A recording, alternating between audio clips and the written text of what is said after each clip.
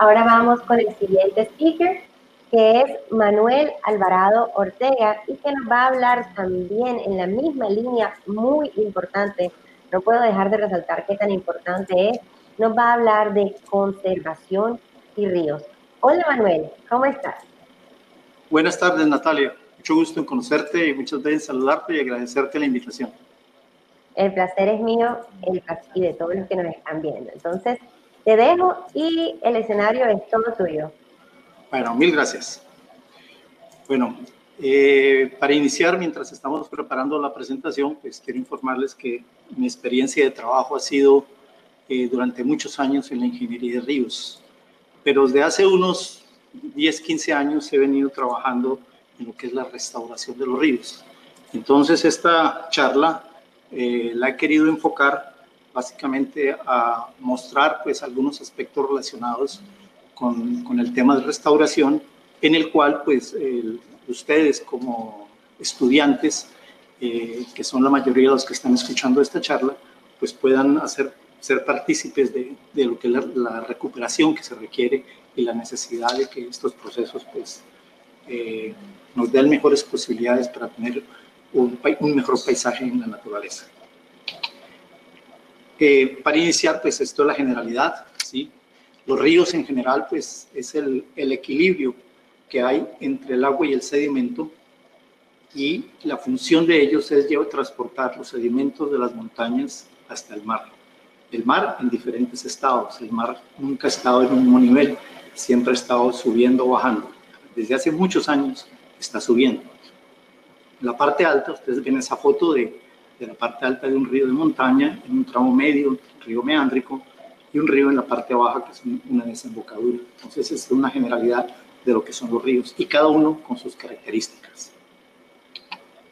Hay diferentes tipos de ríos. O sea, hay unos ríos de montaña, como el que está a la izquierda, un río de abanico, como es la llegada del río Guatiquía a los llanos orientales en Villavicencio, un río trenzado como el río Meta, un río trenzado como el Magdalena, digamos, en Barrancabermeja, un río meándrico como la generalidad de los ríos de la Amazonía, el río Magdalena en su tramo inferior, ríos como humedales como el río Magdalena en la depresión Momposina, y deltas de ríos como la desembocadura del río Sinú o este delta del Mississippi. También tenemos, y son característicos en el departamento del Atlántico, los ríos efímeros, aquellos que solamente llevan agua durante el periodo de lluvias. Los ríos y los humedales en Colombia. Aquí hay un trabajo bien interesante del Instituto von Humboldt y los trabajos mismos de investigación sobre la carga que se mueve por los ríos, que muestra la utilidad de los ríos desde el punto de vista de uso y desde el punto de vista de su utilidad como tal del sistema de ríos y humedales. Pues estos humedales, la regulación de creciente, retención de sedimentos, recargo de acuíferos para el hábitat, para el paisaje, etc. Y son una amenaza la agricultura, la minería y la urbanización. En Colombia, entre ríos primarios y secundarios, podemos tener del orden de 16.000 kilómetros. De estos ríos, solamente el 1.7 de la carga del país, que es del orden de 300 millones de toneladas, se moviliza por los ríos. Y de pasajeros, los pasajeros en el país se mueven más o menos 165 millones y solamente el 1.6% se moviliza en los ríos, especialmente en los ríos de la Orinoquía y la Amazonía, que son los únicos medios de transporte. De humedales, pues tenemos humedales permanentes, y los mayores humedales los tenemos en la cuenca del Magdalena-Cauca y en la cuenca del Orinoco. Entonces, esta es una generalidad de un país de grandes ríos y de gran cantidad de agua en superficie, como es nuestra característica. Este es un ecosistema fluvial. Esta es una gráfica muy importante en el cual va a estar enfocada toda la charla. En la condición natural, el río es el drenaje natural de la tierra para llevar el sedimento y el agua hacia el mar. Y es el hábitat de diferentes formas de vida, depende del estado, del sitio y lugar en el cual se encuentra. El hombre está inmerso dentro de este proceso. El hombre actualmente, y en función de la etapa en que vive y la tecnología que se desarrolla, pues lo utiliza para consumo, para pesca, para transporte, para energía, para explotación minera, para la industria, la agricultura, la ganadería, y también como paisaje, recreación y otros. Pero con estos usos hay un proceso de contaminación del agua y el sedimento, que ocurre y ha ocurrido y seguirá ocurriendo en diferentes partes del mundo alrededor del agua. No importa que estés a 2.000 kilómetros del mar, siempre estarás siendo parte del sistema. Y todo lo que hagas a esa distancia va a contribuir directamente en los ríos finales y como tal en el mar. Como procesos del hombre, pues está la urbanización, la invasión de la llanura aluvial, que más adelante eso queda explicado en una diapositiva, lo que es el desarrollo agropecuario, pues para el sustento de la población, y lo que son los incendios forestales, que son aspectos negativos. Entonces salimos de un proceso de mala salud que tiene el ecosistema fluvial y tenemos que llegar a un sistema de buena salud aproximadamente hacia la condición natural. Entonces esto es lo que se llama el proceso hacia la restauración ecológica o la conservación, que la conservación es pues garantizar que lo que está bien se siga manteniendo. Vamos a hablar en general y unos buenos diapositivas, lo que tiene que ver con los contaminantes. En Colombia hay un buen cubrimiento de energía, de acueductos, de alcantarillados y recolección de basuras, pero no es suficiente como resultado. El agua para consumo en Colombia no es buena en varias regiones del país. El tratamiento de aguas residuales, el 70% de las aguas servidas de los centros urbanos no son tratadas. Y en los casos en que hay tratamientos, no se complementa el proceso para garantizar la llegada limpia a los cauces naturales. Entonces, como tal, hay una gran contaminación y un gran foco de infección a través de estos procesos. Hay otro aspecto importante, es que a nivel mundial hay un concepto de que el asbesto cemento produce pues, contaminación y es cancerígeno. En Colombia tenemos 40.000 kilómetros de tuberías instaladas en todo el país. Ya hay casos de ciudades como Barranquilla que se están haciendo los cambios para suplir este problema, pero la fábrica colombiana que los produce todavía está en producción. Entonces, todo este aspecto muestra pues también que un país que necesita todos estos servicios públicos. Ya se está hablando de la vacuna del COVID y ya tenemos un problema inmenso para nuestro país porque se requiere un sistema de control de frío y nosotros con un proceso de energía que no está totalmente cubierto y en las zonas rurales que está el mal sistema y en la costa de Colombia, la costa atlántica de Colombia, que el servicio eléctrico es malo, pues vamos a tener problemas inclusive para todos esos procesos. Eso muestra también pues el proceso de subdesarrollo en el cual nos encontramos. Hay unos aspectos también relacionados con el tratamiento de las aguas, los cuales no están considerados en el tratamiento de aguas en Colombia. No en Colombia nomás, sino en muchas partes del mundo. Y está compuesto por estos productos que se llaman los contaminantes emergentes, como son los desechos de productos farmacéuticos, de hormonas, esteroides, cafeína, nicotina, productos de higiene personal, detergentes, edulcorantes, microplásticos, hormonas, drogas y pesticidas. Todo esto es nuevo. En Colombia básicamente se hace un tratamiento estándar de lo que es en casi toda la América Latina. En todo este tema, pues es muy importante llegar al tema de los plásticos. Los plásticos son de lenta degradación, ¿sí? Supuso una revolución desde el año 1940, ¿sí? Son muy difíciles de ser reciclados porque pierden propiedades poco a poco, a diferencia del acero y el vidrio, que el reciclaje es infinito. Y estos plásticos tienen impacto en los suelos y en los ecosistemas terrestres, acuáticos y continentales, y un impacto en el sistema marino. De estos plásticos se derivan los microplásticos. Los microplásticos, para que tengan una noción, está definido en un tamaño entre 5 milímetros y un nanómetro. Un nanómetro, en 1 milímetro cabe 1.000.000 de nanómetros, para que tengan una idea del minúsculo tamaño que corresponde a un nanómetro.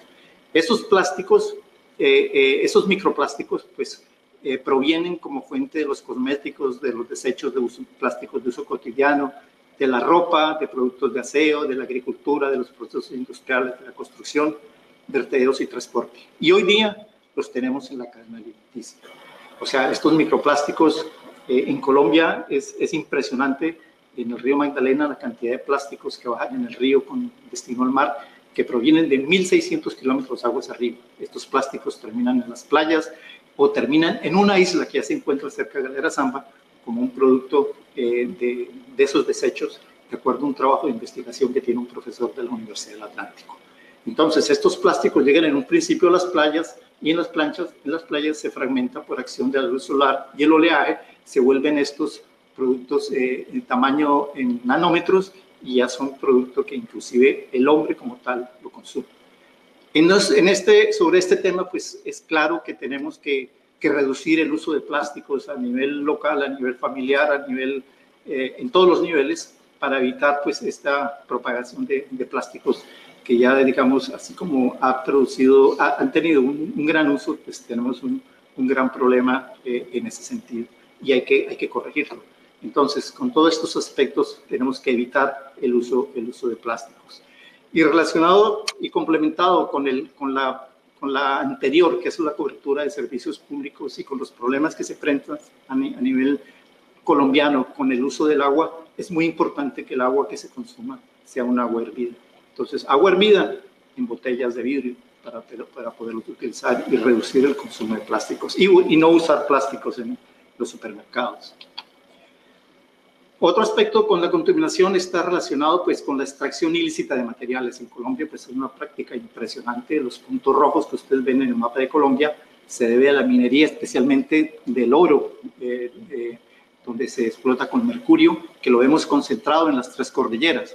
Pero lo raro y curioso es que también lo vemos ya en la cuenca del Amazonas y en la cuenca del Orinoco. Se utiliza mucho material de los ríos para construcción de manera descontrolada muchas veces. Y en la cobertura de la tierra, Colombia, que tiene en continente más o menos 1 millón de kilómetros cuadrados, 4.6% son cultivos, en pastos hay 30% y en bosques pues tenemos la mayoría del área. Entonces, todas estas áreas de cobertura pues tienen problemas de contaminación en el componente agrícola por pesticidas y fertilizantes, es algo normal también dentro del proceso de producción. Y en la ganadería, pues tenemos un caso especial donde hay un alto consumo de agua y hay una producción de metano, que es una producción importante que es mucho más amplia que la producción de carbono. Y donde ya hay tecnologías y procesos que con reforestación se puede lograr para minimizar pues esta producción de metano, que también es algo que hay que tener en cuenta en las condiciones del clima.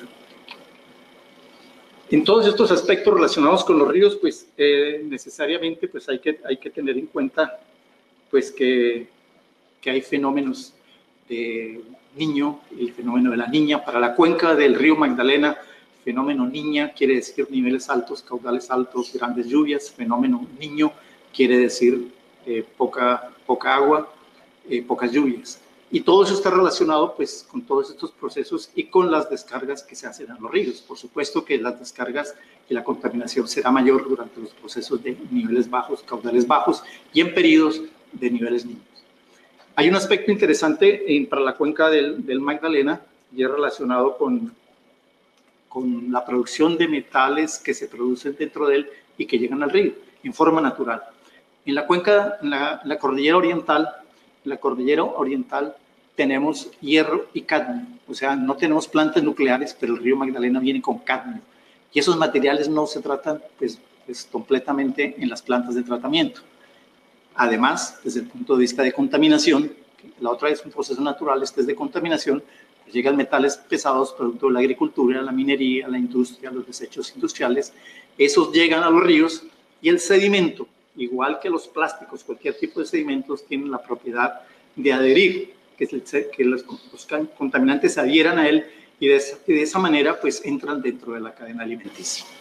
Esto de contaminación en Colombia pues son comunes los atentados de oleoductos de hace unos años, ya ahora son menos, pero también hay accidentes navales donde hay navegación con productos de petróleo como en el río Magdalena y donde llevan en los carros tanques por las carreteras cuando hay accidentes. Entonces esto en Colombia es como muy frecuente. Así como es frecuente que en Colombia las basuras estén en las calles. Es increíble, inconcebible que en Barranquilla se desarrolle un sistema para controlar las aguas lluvias y en este momento un grave problema que tiene los drenajes es que con las basuras que tira la población a las calles se tapan las rejillas y vuelve el arroyo a funcionar de una manera trágica.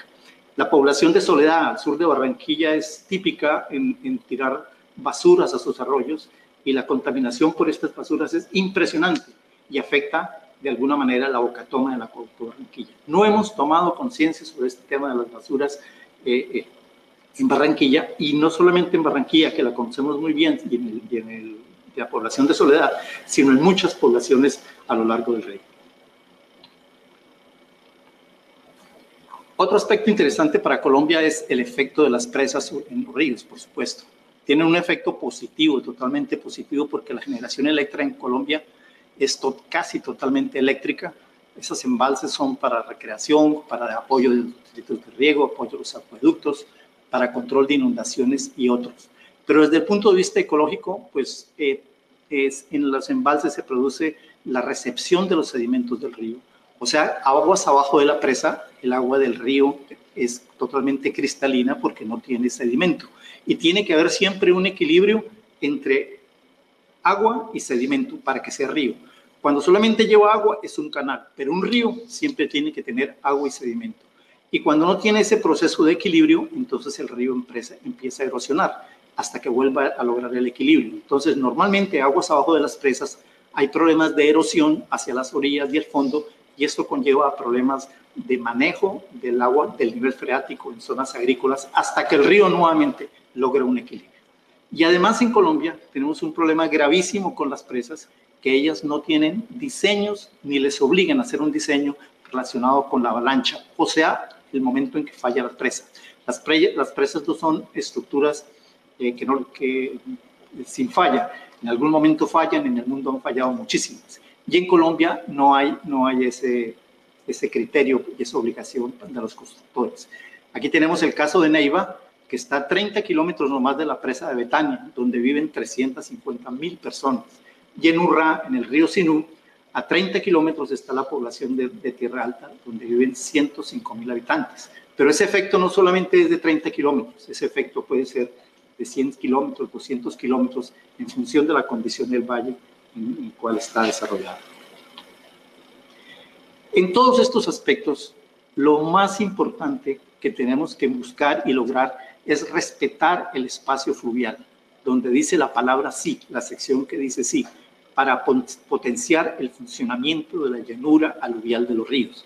En Colombia, logrando de que la gente haga desarrollos agropecuarios y se hagan urbanizaciones, todo el desarrollo se hace colocando diques de defensa próximos al cauce del río, como sucede en el río Bogotá, como sucede en Bogotá, pero en las goteras de Bogotá, como sucede en el río Cauca en La Mojana, donde una zona de alta inundación ya le construyeron una vía al borde del río para hacer desarrollos ganaderos. Entonces, todos estos procesos en Colombia han producido incrementos antrópicos de los niveles de agua. Esto aumenta los riesgos de las inundaciones y no permite el potenciar la llanura de inundación, que es lo que requieren los ríos como procesos de restauración. Esto es muy importante y en Colombia no se cumple. Hay procesos para recuperar y hay procesos para hacer que se deben cumplir y se deben ejecutar en beneficio del río como tal y el desarrollo del paisaje y el beneficio de utilidad que se va a hacer de él. Entonces, ¿esto qué nos ha causado? Nos causa, por ejemplo, las inundaciones catastróficas del sur del Atlántico en el 2010, que 110.000 personas totalmente inundadas. Afortunadamente no hubo fallecimientos. En la laguna de Fuquene, en la sabana de Bogotá, un cuerpo de agua donde su vaso fue utilizado para ganadería. Cuando llegaron las inundaciones, las lluvias del año 2010, la laguna quiso recuperar su vaso. Otro aspecto importante en Colombia es que estamos construyendo donde no se debe construir, y lo que se llama la invasión del lecho del río, la invasión del lecho mayor. Ustedes escucharon hace unos pocos años lo que pasó en la población de Mocoa, y vemos a lo largo del río, pongamos en el río Cauca, el Nechí, una población minera.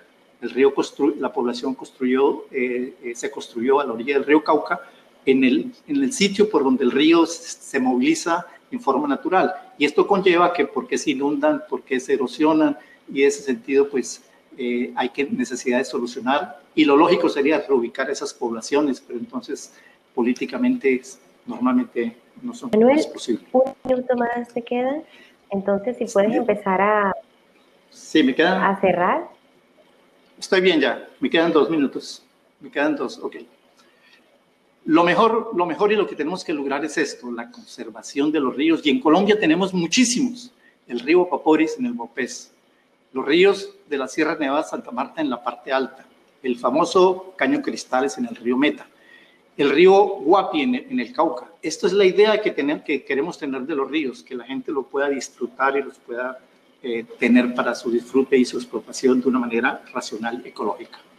Entonces, de aquí viene el proceso de la restauración de ríos. Hay una experiencia que viene de la Directiva del Marco del Agua de España, que empezó en el año 2000.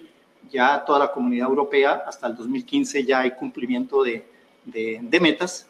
Y ya en Europa también hay un Centro Europeo de Restauración de Ríos. En Colombia se están haciendo los primeros decretos en ese sentido, pero nos queda mucho camino por recorrer, y ahí es donde deben estar ustedes tratando de apoyar en que todos estos procesos de contaminación que se están dando, tratemos de reducirlos al máximo, que ese también es un proceso, un convenio mutuo para poder lograr la reducción de la contaminación. Entonces, esta restauración ecológica en los ríos es la recuperación de los procesos fluviales y de la dinámica enfocada a la reconstrucción del ecosistema existente antes de su deterioro. No se trata de restaurar todo un río de un solo viaje, restaurar el río Magdalena a 1.600 kilómetros. No, se puede restaurar por partes, pero lo ideal es empezar por los ríos pequeños y llegar poco a poco a los ríos más grandes. La tarea que hay que hacer es inmensa. La tarea es inmensa, pero hay que empezarla.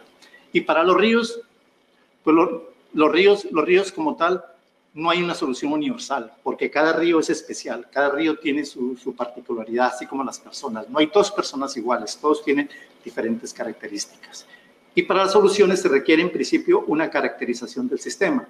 Y este es un trabajo interdisciplinario en cabeza de profesionales. Esto no es un trabajo, la gente y el público en general puede colaborar con sus acciones, pero desde el punto de vista de análisis y definiciones tiene que ser un trabajo totalmente profesional. Y la comunidad como tal, por eso debe contribuir en ese logro para poder contribuir a la restauración de los ríos.